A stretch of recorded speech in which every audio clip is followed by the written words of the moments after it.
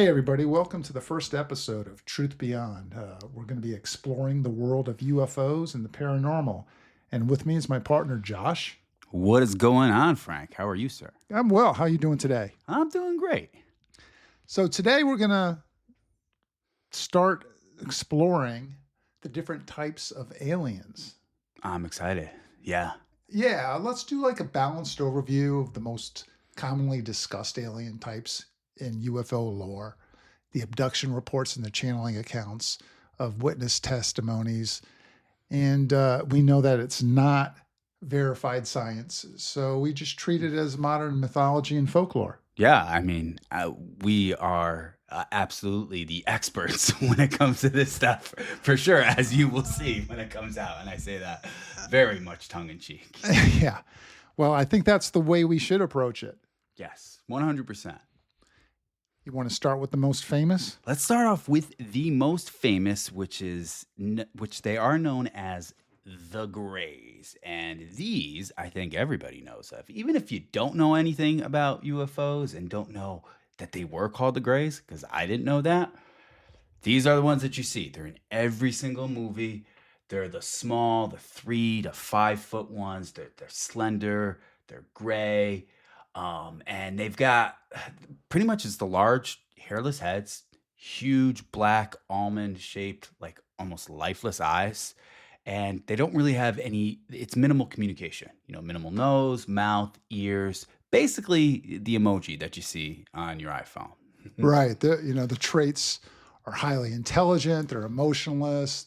They focus on the medical genetic experiments that everybody knows about, most common in the abduction stories. And some are described as workers or doctors. And, it's funny because everybody does know this one because of the movies like you had mentioned, Steven Spielberg in particular, but even back in the 60s and stuff. Oh yeah. Yeah. And like with signs, they use those, the Greys, and they're always perceived as like mysterious and supposedly highly intelligent, but I'm always like skeptical, like how do we know? How do we know that they are highly intelligent? Did we give them a math test and then they scored like a perfect 100 every time? They must have. And they're be. known as doctors.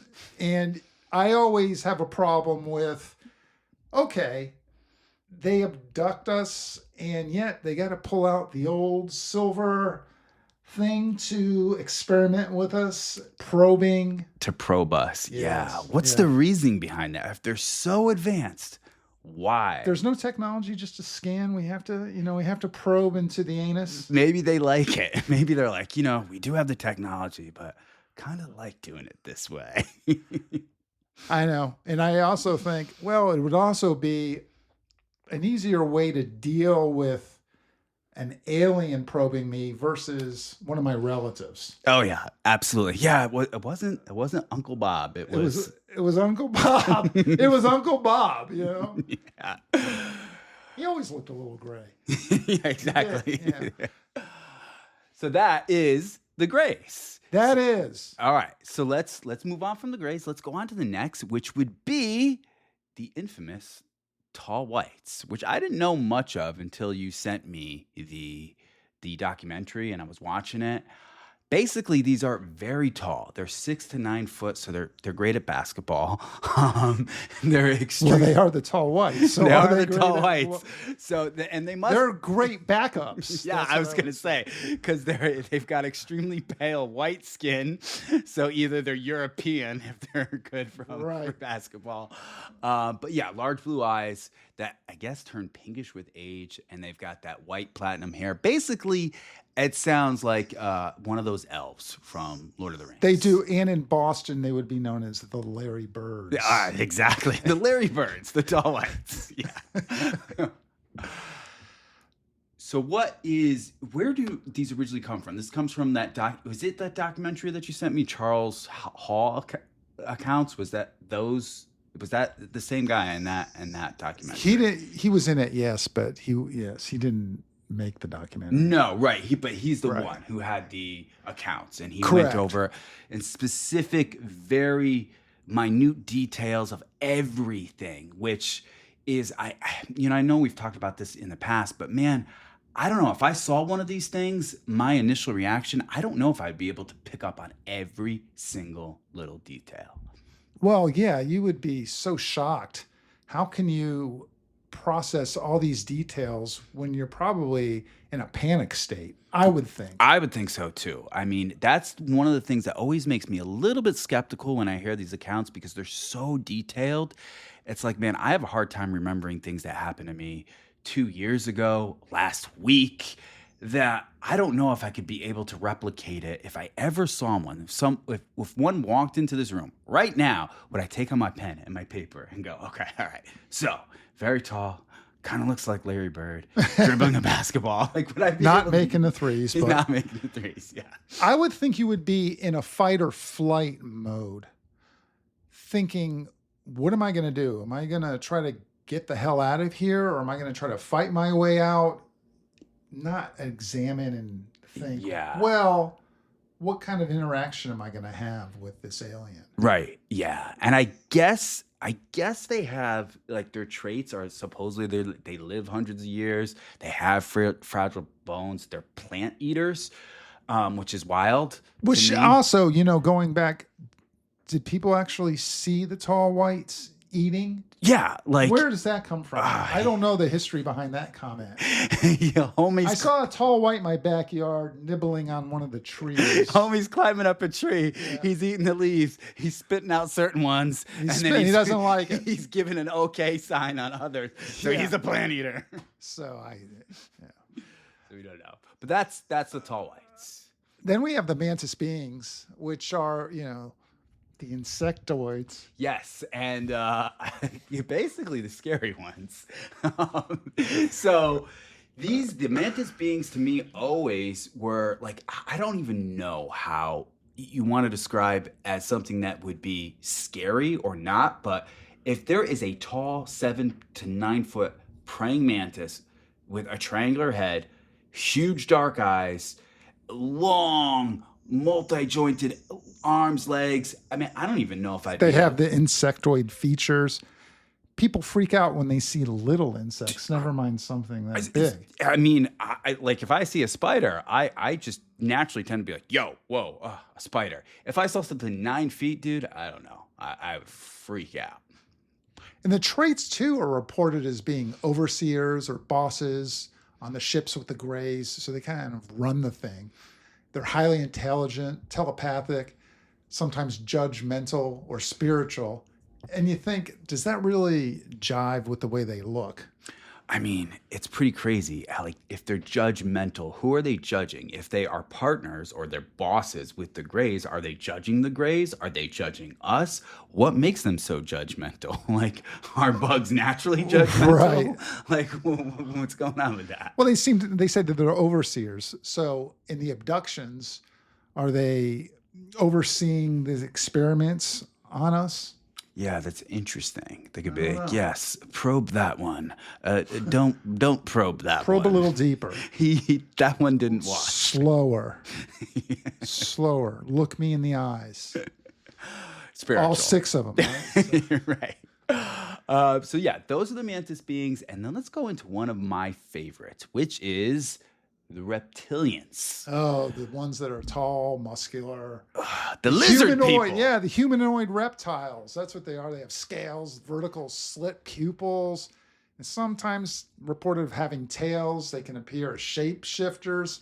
Something I don't know about you, but I would not want to come across. No, neither would I. And what always fascinated with me about these is the fact that they're supposedly high in, like, the political agenda. They have control. They can oversee things. And to me, that just seems wild. Like, if you got a political figure that is supposedly a shapeshifter, but really a lizard, it kind of explains a lot, to be honest, of what's going on. But it's wild to me to even consider that to be an actual possibility of what's going on. Well, yeah, they're portrayed as being aggressive or parasitic. And you think about the world today and the way worlds and politics and politicians are with each other. How are these things controlling the people from the different countries? That's what I wonder. who knows? But parasitic, I mean, kind of makes sense. So maybe there's some actual, not so verified, but kind of verified science behind that. So those are the reptilians, the lizard people. Why don't you take on the next one? The Nordics. The Nordics are the good ones. Yeah. Very humid, fair skin, blonde hair, very attractive, athletic. So we know that this is not the Larry Bird. No, definitely not Larry Bird. Maybe Larry Bird's wife, who I have no idea how she looks. I'm just saying that right now. Sorry, Larry Bird's wife. Lisa Bird. Lisa Bird. But yeah, so yeah, very human looking and attractive. Blonde hair, blue-green eyes. And Benevolent, spiritual, focused on humanity's evolution, environment, peace. These are angelic, really. Right. These are the ones who are like going to give you sage advice and give you a hug and tell you, hey, everything's going to be okay. Tuck you in at night. Yeah, I know. No probes. I was going to say that you're going to say, I know you've been probed before. That's not what I'm here to do. I'm here to just give you a little hug. Little slap and tickle. That's it. That's all. Just a little bit. Just a little one. Yeah, so that would be the Nordics. The Nordics are the kind you would want to meet. Yes, 100%. Because then you could have a conversation. Absolutely. While getting a little tickle. Yeah. It's a win-win. Tell me about what's going on with this crazy world while also making me feel good. Put me to bed and have nice dreams, unlike the Greys. Unlike the Greys, for sure. What about the last one, the energy entities? These seem to have popped up recently. Very much so. I didn't know anything about these. And same. They've been on the news a lot lately. Why don't you talk about that? Yeah, so basically what these are like glowing orbs. So light forms, translucent energy, orbs of supposedly like consciousness, no fixed physical body, which seem to come up a lot on social media. People are taking videos with their phones and they say, hey, I see a glowing orb. And originally, like, hey, they thought this might have been something interdimensional where, hey, maybe it's somebody coming from the past or something in that. And I've also heard reports too of, near-death experiences. In some cases, people are reporting that. It's something that they're about to go on to the other side, and all of a sudden they see this glowing orb, and it's not Uncle Bob, but it's a glowing orb. And glowing Bob? Glowing Bob. Could be glowing Bob. Could be. After he probed you, maybe he's glowing. Well, he's glowing. He's had a wonderful night with you. Yeah. He didn't even have to buy you dinner. You're shocked and you carry it around with you for the rest of your miserable life. Taking a cold shower while Uncle Bob is just sitting in his chair drinking a whiskey, smiling. Smoking a cigar. I think we need to rename this episode Uncle Bob. Might be. But yeah, so those are the energy entities, and really they've been popping up a lot, and they don't know if they're alien types, but as there's more like evolution from people reporting on these, they're saying, hey, maybe they are. Maybe these are actual other alien types instead of maybe somebody visiting from beyond. Hey, Josh, why don't we take a side step here and take these beings and describe them as an analogy of human emotion? That's actually really like a fascinating way to look at them. Yeah. So if we take these beings and they're treated not as literal extraterrestrials, but as archetypes of the human psyche, they begin to resemble different aspects of human emotions and consciousness, similar to how myths, dreams, and religious symbols express our inner experiences. Yeah, let's do that, because I think the bigger that we dive into this, we might start to understand things a little bit deeper. All right, so let's start with the Greys. Let's go in the same order. Okay. All right. So the human emotion, the psychological analogy would be, in my mind, the detachment and logic from reports that we've heard about them. Yep, which makes sense. So if it's attachment and logic, so these are kind of mixed with how their interactions are. So if they're useful in crisis but cold, it actually brings up a really good point, because when I was thinking about Signs in that movie, the lead character, who was a priest and he believed in God, and then he's like after everything that happened with him, he stopped and he became very detached and very logical about everything. And the scene that always sticks out to me is when he asks, "Hey, are you a miracle man?" to his I believe it's his brother. "You're a miracle man, or are you are you someone who just doesn't believe in any of that?" And his brother's like, "Yeah, I'm a miracle man." And then he says, "No, there's no one that's looking out for us." He's very detached. He's very logic driven about that. And then what shows up? The Greys, they show up. So to me, I mean, that's just honestly a great description, the depiction of what somebody might be feeling if they're detached and they feel hopeless. Yeah, they suppress their feelings, which he was doing. Yeah. Prioritize efficiency over connection. Yeah. Useful in crisis, but cold when it dominates. Yep. Correct? Yeah. 100%. And I mean, we tend to kind of do all of that when we're detached and don't want to experience anything. Well, that makes sense when they're experimenting from Right. the abductions. Yeah, that's true. What about the tall whites? So that's interesting. So let's think about the tall whites for a second. So if we had to put a human emotion or an analogy for how they are psychologically, I would think authority, boundaries. right? Because they're almost cold, but they're almost cautious and self-preserved. So really, So if you take that as an analogy, the mature part of us, maintains a distance until trust is earned. 100%. So it's like, which is normal in everyday life. If you're walking down the street and all of a sudden you see somebody and they approach you, there's going to be some self-preservation. There's going to be some cautiousness of like, hey, is this person a friend or are they a foe? Until even at trust work, is earned. you have a boss. Yeah. You just start working. Yep. You don't know. You if don't. they're out for themselves. There's You no don't. trust there. You've got to. They have to earn that as well as you. Through experience, Yeah. 100%. Yeah.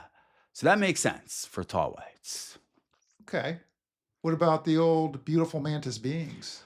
Well, so they say that it might How be they're overseers and this and that. With Right. the grays. Well, then how are you going to take that analogy? maybe if they're judging, but they're overseers, that they have deeper perspective. There's wisdom there. There's something where they can step outside immediate emotion, which, man, I mean, sometimes I was just thinking about it the other day. Sometimes I let my emotions control my decisions, and it's always a reminder at almost 40 years of age to stop doing that. And for me, like, hey, like, I don't want to make an immediate emotional reaction for this. To me, if there's a mantis being and their perspective and they're wise, maybe they see the larger pattern of life, which is a good reminder to do that for myself instead of just emotionally reacting. Right. It also can feel unsettling because wisdom often requires transformation. Yeah, it does. Right. And a lot of unsettling is the truth, because, I mean, just think about it. If you have to transform, that means you got to feel uncomfortable. Right. So then you ask yourself, what lesson is hidden here? You know how you talked about your emotion got the best of you earlier. Right. Yep. So you think of those things. Exactly. Yeah. And you have, which is always fun to talk about, the reptilians. They're just a fun. I have a blast. I love them, to be honest. So you think what? Then the analogy would be fear and survival. For them, 100%, because they are like these domineering authority figures that control everything. And basically, they're controlling everything out of fear. So that's how, if they're controlling everything out of fear, that's how their elements are for survival. Right. So have you ever had something in your life that you feared so much that it just froze you? Yeah. I mean, I can think of many different things. Why don't you give us an example? I want to give you a good example. I want to give you a funny example. But for me, my initial reaction is thinking about getting married. Because it was like, all right, I'm really going to commit to one person for the rest of my life. This could also be funny too, by the way. But there was a lot of fear because you're very willing to open yourself up to complete rejection. Which is funny that you said that, because I was so excited to do this podcast. And when I came here, I'm walking in with all my equipment and stuff.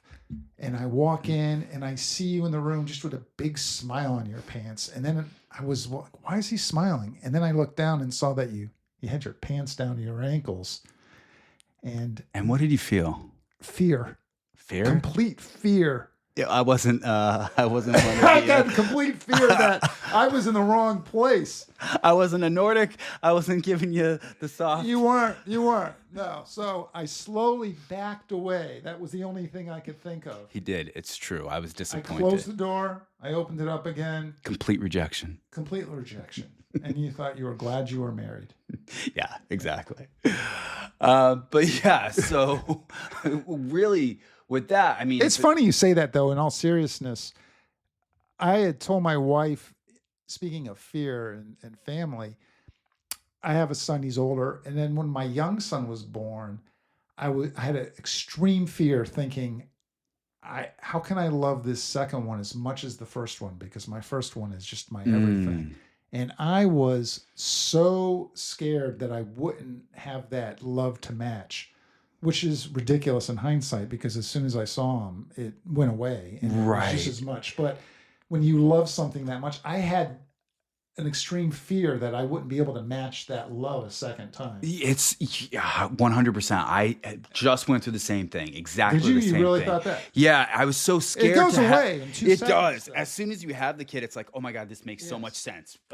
Just makes so much sense. But I had that, and I was so afraid just to have another kid because I didn't want to mess up the good, like what I had with the first kid. Right. Yeah. But it's not like that at all. It's unconditional, by the way, and it's not. People. Yeah. And if it is, then you really need to question yourself. Yeah, you do. Ask Larry Bird. He's one of the tall whites. And all right. So that's the reptilians. That's fear. That's survival. That's survival. Yeah. And it's something that's necessary. Sometimes you need fear. Fear is a good thing. It's not necessarily a bad thing. It's just what you do with it. It's that saying that fear is a signal. Right? So what are you going to do to it? How are you going to react to it? It's a signal. It's telling you something. What is it telling you, and how are you going to react to it? And we all need to learn that. What are we going to do? Sure do. And then we have that in one end of the spectrum, and the other end of the spectrum, then we have the Nordics, right? So then that human emotion or analogy would be, I would think, hope and idealism. Yeah. Right? That part of us that strives towards a higher values, courage, nobility, integrity, belief that humanity can be better, which in this day and age, we need a lot of. You said it, man. If everybody, imagine a world, I'm going to sound like the Beatles here. Imagine a world where all you need is love. I mean, it sounds so cliched, but what if we always were striving to be a person of integrity and trying to be better every single day? I feel like there's a corny saying, but if we lift each other up, no one can tear us down. And if we all were trying to lift each other up, then we wouldn't be concerned about other people trying to tear each other down, which goes to fear, by the way. We do that because we're afraid. Sure. But yeah, what a beautiful way to try to live life, really. And that stuff is what makes this whole conversation interesting, because it really does describe our psyche, these different alien types. Yeah, just think about it. We're talking about all these different human emotions that we feel as human beings, and they are exactly what these beings are portraying. They're, whether it be the Greys, whether it be the Nordics, whether it be the tall whites, it's all these different things that we feel all the time. 100%. And then you have the energy entities. Yeah. So what do you think the energy entities, what do you think that's telling us? What do you think human emotion that is? I would say intuition, transcendence. Yeah. Especially transcendence and intuition. Yeah. Because if it's mysterious, it's almost like an inner voice. It's that spiritual awe feeling Sure, of like inspiration. Yeah. Connecting with something. And connecting, which is beyond the ego. So right. it's a spiritual connection, Yeah. which And is why it's funny how it's associated with near-death experiences all the time too. right, because when you're supposedly having a near-death experience, which I've had in the past, You have? yeah, so You've had a near-death experience? it's a funny story. It's not even that really of a funny story, but to me, a near-death experience, this is the closest I've had to a near-death experience, and it isn't really one because I'm like, now it sounds like I had a big one. But my brother, sister, and I just got our licenses, like collectively, because we're all around the same age. My brother was driving home, and we're leaving our grandmother's house, and traffic came out of nowhere. Like it literally just came out of nowhere because somebody, like 100 cars in front of us, like stopped and their car spun. So we had to stop, and my brother stopped, but he wasn't able to stop, and there were cars right in front of him. And so at the last second, he turned his car, and we literally went on the side of, like, almost down off an embankment. And through my head, I was like, "Oh my God, we're gonna die! Like this is wild." It's funny when you have that moment and you think, I'm going to die. Do you know what moment I always have that? Wait, what's that? When I'm in an airplane and there's turbulence. Oh. Every single time. I think to myself, is this how I'm going to die?